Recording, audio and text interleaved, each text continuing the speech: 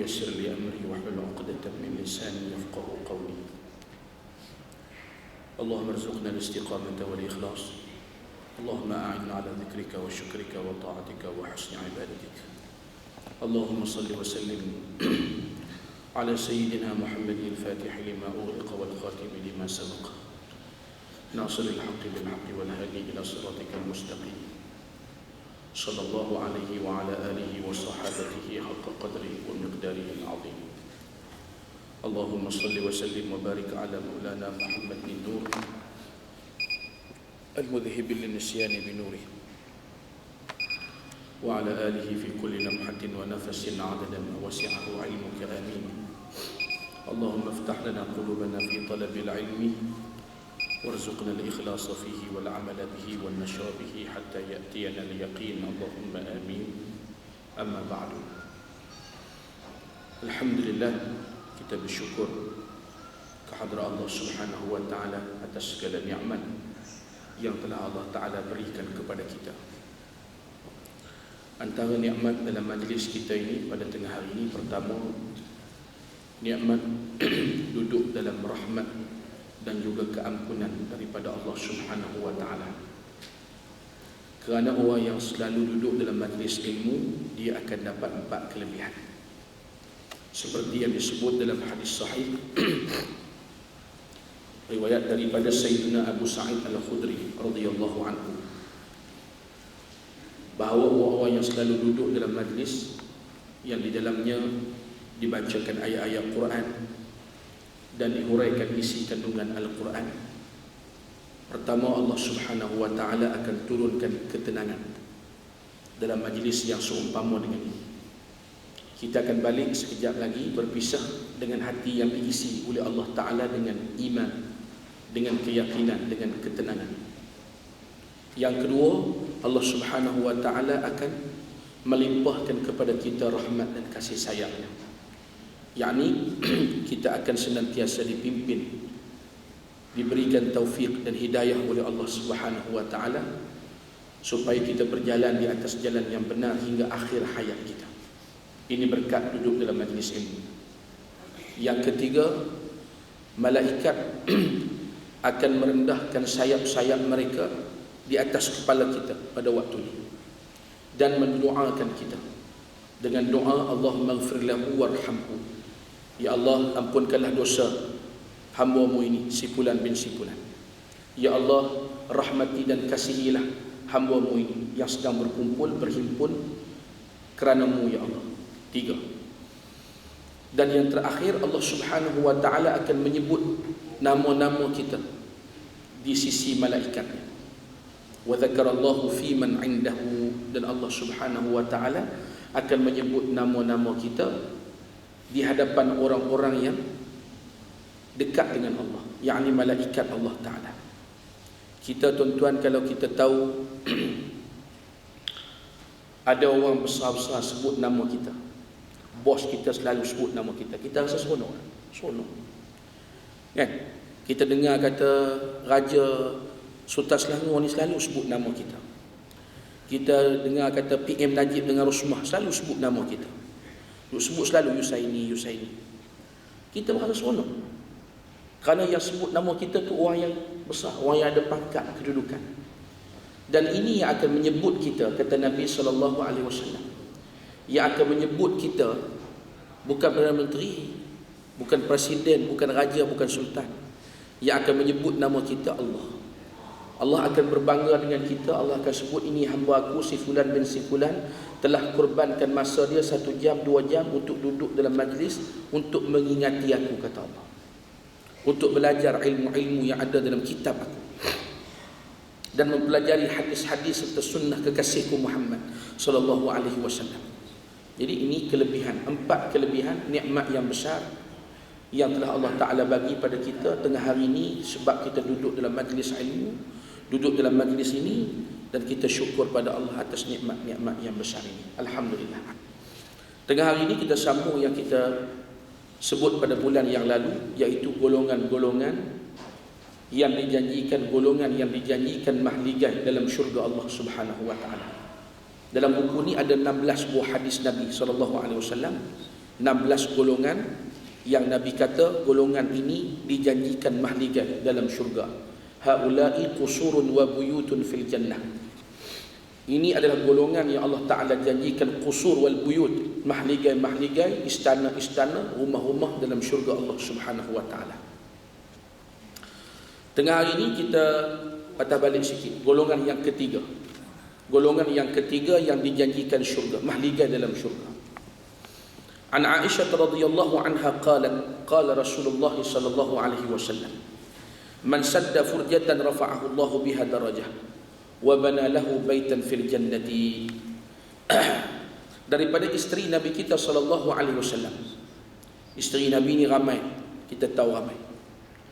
Dan yang paling dikasihi ialah Sayyidatuna Khadijah. Yang paling dikasihi adalah Sayyidatuna Khadijah radhiyallahu anha. Dan Sayyidatuna Aisyah ini adalah merupakan isteri Nabi yang paling muda. Ada satu kajian yang terbaru, latest punya kajian daripada satu orang tokoh pakar sirah dunia di India ke Pakistan, saya tak ingat nama Maulana Syekh apa tak ingat. Buat kajian yang cukup detail, akhirnya terbukti bahawa Aisyah sewaktu berkahwin dengan Nabi umur dia 16. Ya, dan dia bersama dengan Nabi bersama dengan dia sewaktu usia dia 19. Jadi satu kajian yang cukup detail diambil daripada hadis-hadis yang sahih, umur Aisyah waktu Badar berapa, waktu perang Ahzab berapa. Ini buat kajian, rupanya ada sedikit penyelewengan sejarah. Dan kita pun berasa heran lah. Nabi berkahwin dengan Aisyah umur 8 tahun setengah riwayat. Kecil sangat. Ya. Tapi kita nak sangkal pun benda dah masyhur. Jadi ada satu orang, seorang tokoh ulama bersama dengan satu kumpulan kawan-kawan dia, bentuk satu panel penyelidik, kaji semula benda ni. Kerana benda ni selalu sangat terjadi fitnah kepada baginda Nabi sallallahu alaihi wasallam. Tak mustahil berlaku penyelewengan dalam sejarah. Bila dibuat kajian yang cukup detail, tempoh yang agak lama, ya, terbukti bahawa Nabi sewaktu berkahwin dengan Sayyidatuna Aisyah, umur Aisyah 16. Dan bersama Nabi dengan Aisyah, fahamlah maksud bersama tu, sewaktu Aisyah berusia 19 tahun. Tak apalah, kita tinggalkan yang tu. Kita bukan nak bahas masalah umur ni, kan? Yang penting Aisyah adalah isteri Nabi sallallahu alaihi wasallam. Dan sabit pada hadis yang sahih riwayat Al-Imam Al-Bukhari. Ini tuan-tuan kena tahu. Ya, kerana kita nak mengelakkan fitnah. Fitnah golongan-golongan, aliran-aliran di luar daripada Ahlus Sunnah. Sehingga ada yang mengatakan bahawa Aisyah inilah yang membunuh Nabi sallallahu alaihi wasallam. Aisyah lah yang meracuni Nabi sallallahu alaihi wasallam. Kita kena tahu sejarah. Macam mana Aisyah ni boleh kahwin dengan Nabi sallallahu alaihi wasallam? Apa sejarahnya? Macam kita lah. Kita yang dah kahwin kan. Apa sebab kita kahwin dengan isteri kita sekarang? Adalah kan cerita-cerita di sebalik sampai kita dah kahwin dengan isteri kita lah ni, kan? Macam tu juga Nabi sallallahu alaihi wasallam kahwin dengan Sayyidatuna Aisyah radhiyallahu anha dalam Sahih Imam Al-Bukhari kerana diperintahkan oleh Allah Subhanahu wa taala. Ya. Nabi datang kepada Sayyidina Abu Bakar As-Siddiq, bagi tahu kepada Sayyidina Abu Bakar, wahai Abu Bakar, bahawa Allah Ta'ala telah memerintahkan aku berkahwin dengan Aisyah radhiyallahu anha. Maknanya Aisyah itu diambil menjadi isteri Nabi kerana perintah Allah. Ya, bukan kerana Nabi jatuh cinta berkenan pada dia, bukan. Allah Ta'ala yang perintahkan Nabi ambil Aisyah jadi isteri. Jadi Allah Ta'ala lah yang pada hakikatnya mengahwinkan Nabi dengan Sayyidatuna Aisyah radhiyallahu anha. Berarti besar kedudukan Aisyah ini. Baik. Kata Sayyidatuna Aisyah radhiyallahu ta'ala anha, man sadda furjatan, aku telah mendengar Nabi sallallahu alaihi wasallam bersabda. Tuan-tuan tengok, kita kadang-kadang rasa nak masuk syurga ni kena mati syahid dululah, baru boleh masuk syurga, kena mati dulu. Kita tak nafi mati syahid ni memang insya-Allah. Kalau tak ada masalah hutang PTPTN apa, kan? Kita nak bahas masalah PTPTN ni kira hutang ke tidak, tu soal lain, kan? Itu kita kena ambil satu slot khas membahaskan kan, pandangan-pandangan ni. Tapi yang kita nak sebut ialah kalau tak ada hutang, insya-Allah masuk syurga. Kerana kalau ada hutang, syahid pun tak masuk syurga. Ya, mati syahid pun akan tersekat dengan sebab hutang. Baik. Cuba tengok hadis ni. Apa kata Nabi kepada Sayyidatuna Aisyah radhiyallahu anha? Nabi kita kata, "Man sadda furjatan rafa'ahu Allahu biha." Barang siapa yang memenuhi ruang-ruang kosong di dalam saf-saf salat. Apa dia amalan ni? Memenuhi ruang-ruang kosong dalam saf salat. Kita berdiri nak sembahyang jamaah, tiba-tiba di hadapan kita ada kekosongan. Kita penuhkan kekosongan itu. Daripada sinilah para ulama ada hukum fiqh sikit di sini. Kita petik hukum fiqh sikit. Hukum fiqhnya ialah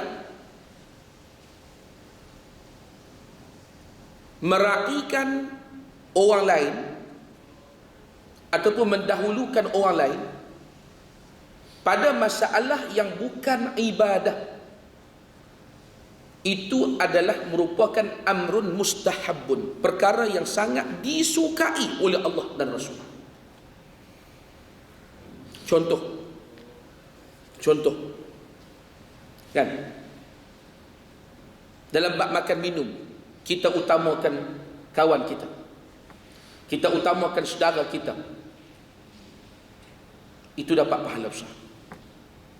Kita masuk dalam toilet, kita ni tak berasa sangat nak terkencing ni kan, kawan kita tu daripada masuk lagi duk pegang lah, duk gini kan, sedangkan kita sampai dulu dalam tandas kan, tiba-tiba tandas semua full, sold out kan, tiba-tiba keluarlah seorang, walaupun kita sampai dulu, tapi kita sedarakan, kita utamakan kawan kita yang tengah dalam kecemasan tu untuk masuk dulu dalam toilet. Ini disuruh oleh Islam. Ini merupakan ajaran Nabi SAW kan? Kita duduk dalam lift, bila pintu lift terbuka ada 3-4 orang depan lift kan, waktu tu kita disuruh supaya menyampaikan salam, pasal kita seorang, depan lift tu ramai. Ini keluar daripada lift serbu belah bau kita ni kan, dengan tak bagi salam, dengan tak senyum, dengan tak apa kan.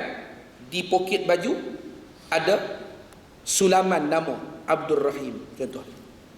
Islam lah Abdul Rahim ni kan, kata adat kata kan, tu. Jadi kita pun baik sangkalah mungkin dia nak terberak pun, dia kelang kabut nak pergi tandas. Sebab itu di zaman ni kata Al-Allamah Al-Syekh Abdullah bin Bayyah, bahawa di antara perkara yang paling sukar dipertahankan, tahaddiat, cabaran-cabaran zaman yang perlu dilalui oleh umat Nabi SAW di zaman ni ialah mempertahankan akhlak yang mulia.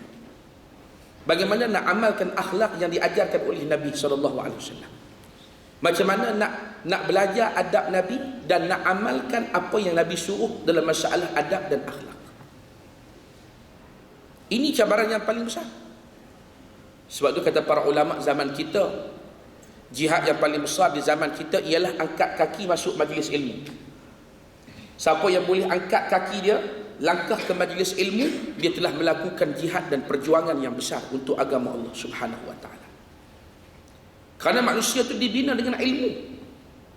Nabi kita SAW, tuan-tuan dan puan-puan, Nabi bila sampai di Madinah, Nabi diutuskan untuk jaga manusia. Nabi diutuskan untuk jaga manusia, jaga umat. Sebab itu bersama-sama dengan baginda Nabi kita SAW diutuskan Islam. Islam ni dia jaga berapa perkara, tuan-tuan dan puan-puan? Dia jaga lima perkara. Dia jaga agama, jaga keturunan, jaga akal, jaga harta dan jaganya. Sebab tu bila Islam tu dilaksanakan, automatik 5 benda ni akan terjaga dan terpelihara. Kalau nak jaga 5 benda ni, nak jaga agama kita, nak jaga nyawa, nak jaga keturunan, nak jaga akal dan nak jaga harta, kita kena laksanakan Islam. Kita tak ada pilihan lain. Ya, cuba tengok hari ni orang dah mula muak, dah mula bosan, dah mula hilang arah. Baru ni di Kelantan, dalam sebulan yang lepas, kalau dalam 2-3 minggu yang lepas, Kalau tak silap ada seorang anak muda curi motor di satu masjid. Kan? Bila orang tengah sembahyang isyak, dia duduk sibuk curi motor kat luar. Dengan kehendak Allah Ta'ala kantoi. Faham kantoi? Kantoi ni maknanya dapat tangkap. Bila dapat tangkap, orang-orang masjid pukul kepala dia sampai berdarah. Kemudian telanjang bogilkan dia. Ada satu keping gambar tu, dia orang tak sempat nak sensor gambar tu. Memang nampak awang tu. Kan? Memang nampak terang-terang. Soalan yang pertama, Islam ajar begini ke? Jawabnya, ini tidak diajar oleh Islam. Hamka dipenjarakan oleh Soekarno kan? Soekarno ke Soeharto? Soekarno kan? Soekarno penjarakan Hamka. Soekarno azab Hamka. Kemudian bila Hamka bebas keluar daripada penjara, Soekarno mati, Hamka datang salatkan jenazah Hamka. Salatkan jenazah Soekarno. Orang tanya Dr. Hamka, ini orang yang telah menyeksa Tuan, ini orang yang telah buat jahat pada Tuan, ini orang yang telah memenjarakan Tuan. Tiba-tiba hari ini Tuan datang salatkan jenazah dia. Apa jawab Hamka? Buat baik dibalas baik, itu biasa. Orang buat baik pada kita, kita balas dengan kebaikan, itu biasa. Buat jahat, kita pun balas jahat sama. Orang buat jahat pada kita, kita balas dengan jahat, itu perkara biasa. Tapi bila orang buat jahat pada kita, kita balas dengan kebaikan, ini perkara luar biasa. Jadi apa yang aku buat ni benda luar biasa, yang merupakan ajaran Nabi mulia sallallahu alaihi wasallam. Tuan tengok orang ada ilmu, sikap dia tak sama macam kita. Kalau kita, Soekarno penjarakan kita, buat jahat pada kita, buat zalim pada kita, bila dia mati, kita ludah gambar dia. Itu perangai kita. Nampak? Tapi bersihnya hati orang-orang berilmu ni, dia tak sama. Sebab tu kita bila hadir majlis ilmu, kita kena jaga betul-betul niat kita. Kan? Untuk membetulkan perangai kita, membetulkan sikap kita, membetulkan akhlak kita, insya-Allah kita akan jadi elok. Dengan berkat kita duduk dengan hadis-hadis Nabi SAW dan ayat-ayat Quran. Contoh yang dirahmati Allah Ta'ala sekalian, ditelanjangkan budak tu. Kan? Tuan-tuan sekalian, soalan dia, adakah Islam suruh begitu? Jawabnya tak. Soalan yang kedua, kenapa jadi sampai begitu? Soalan yang kedua, kenapa sampai begitu? Yang buat tu lebay-lebay masjid semua. Kan? Tok-tok lebay masjid tu, tok imam, tok siok, pegawai masjid, jemaah masjid, hak sudah sembahyang isyak, dapat tangkap budak ni, ditelanjang bogel budak ni. Kenapa jadi begitu? Jawabnya kerana sudah hilang arah. Sudah hilang arah, dah lupa diri dah waktu tu. Marahnya dah terlampau.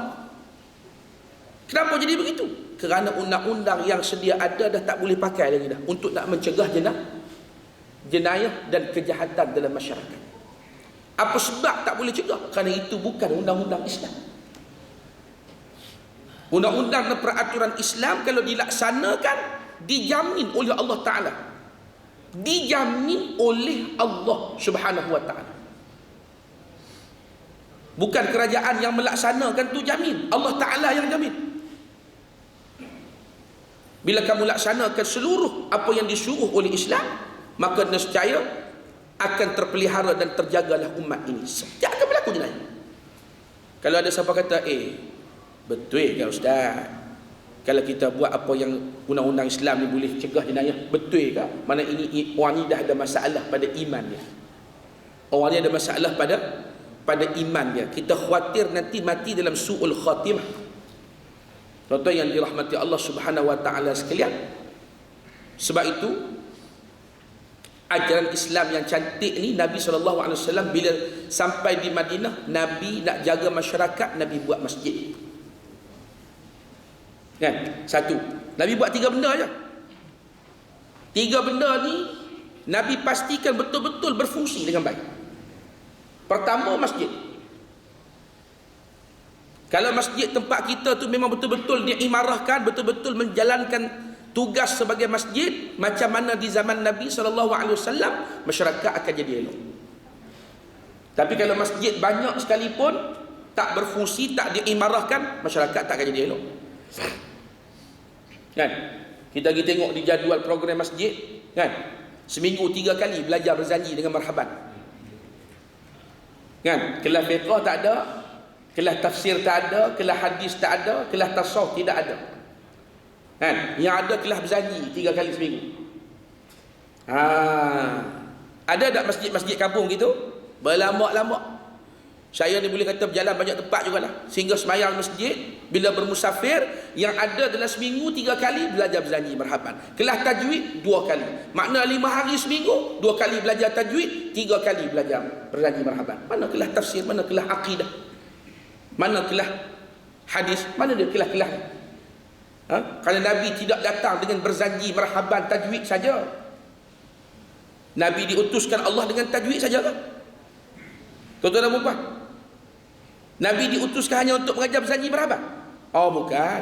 Kita tak kata salah berzanji marhaban ni. Kita tak kata salah.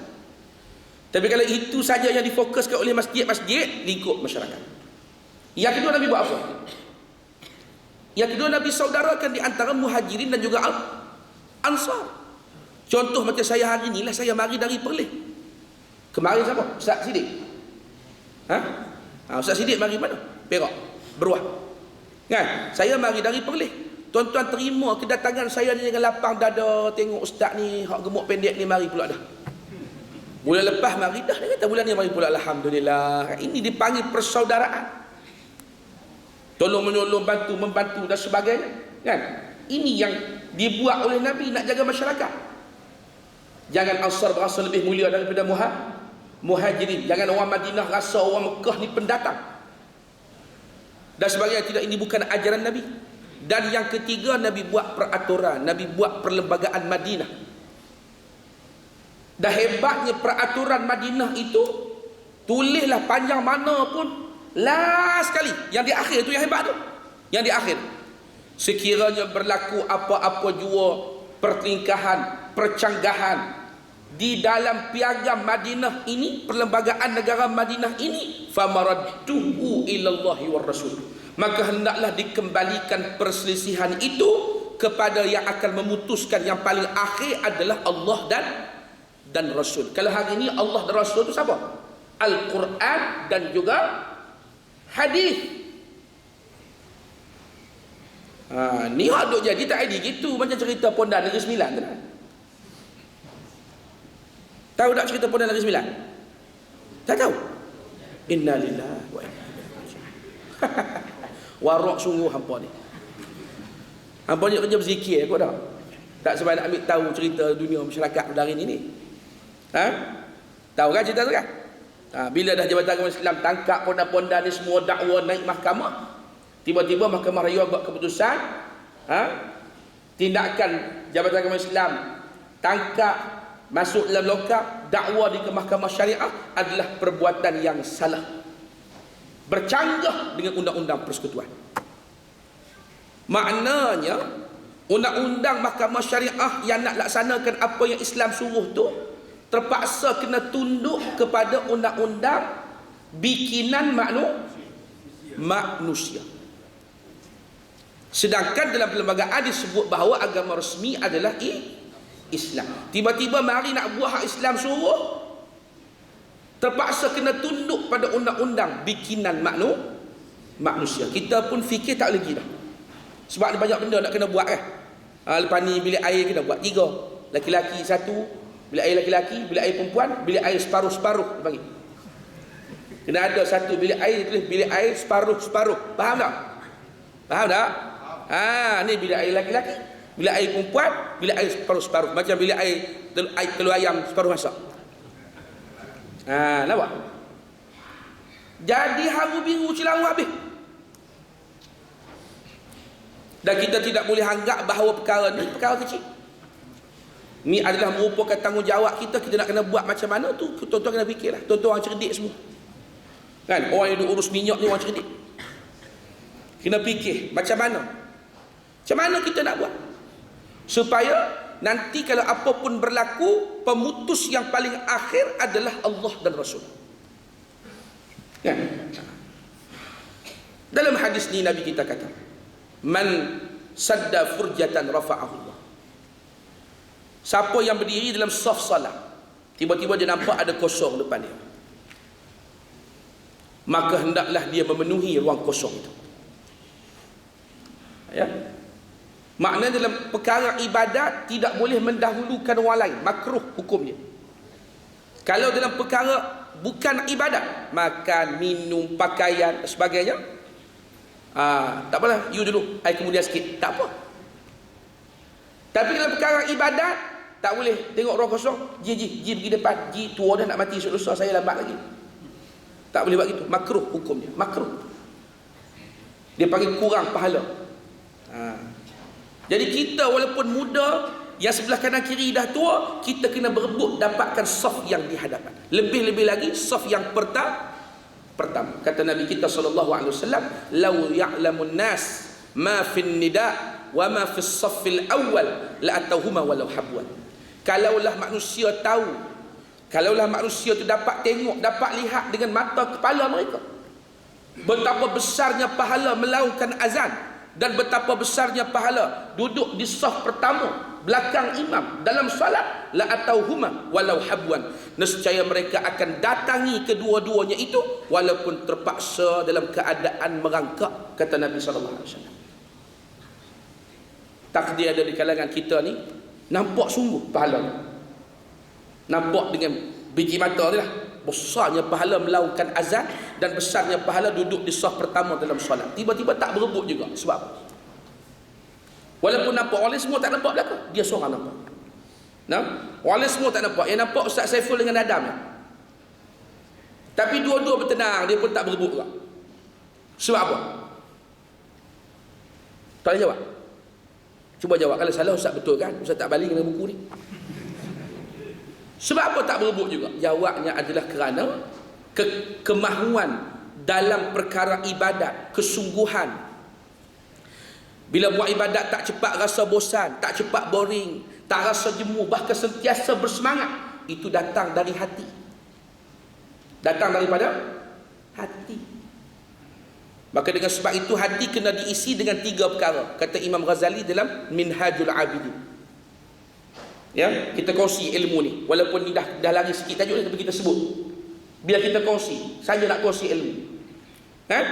Imam Ghazali kata hati ni kena isi dengan apa? Dengan khasyatillah, dengan rasa takut kepada Allah. Yang kedua, hati kena isi dengan apa? Ta'atillah, ketaatan kepada Allah. Tadi rasa takut, gerun kepada Allah. Yang kedua, kena jadikan hati ni dalam masalah mentaati perintah Allah memang tak ada tolak ansur. Berat, susah macam mana sekalipun, dengar saja laungan azan, terus bingkah bangun, tinggal semua kerja lain, pergi sembahyang jemaah. 2. Dan yang ketiga, dalam hati ni kena ada tanazzuh, sentiasa membersihkan hati daripada mazmumah, sifat-sifat yang akan mengotori hati. Nak belajar di mana Ustaz sifat-sifat yang mengotori hati ni? Kena belajar dalam kitab-kitab tasawuf. Bidayatul Hidayah, Penawar bagi Hati, Sayrus Salikin, Ihya Ulumuddin. Dia ada 10 sifat semua, yang kalau sifat itu ada dalam diri kita, kotorlah hati kita. Bila hati itu kotor, menjadikan kita paling berat sekali bala hati kotor ni, malah buat ibadat. Jom kita pergi kuliah Zuhur, kau pergilah, aku ni asal tak perlu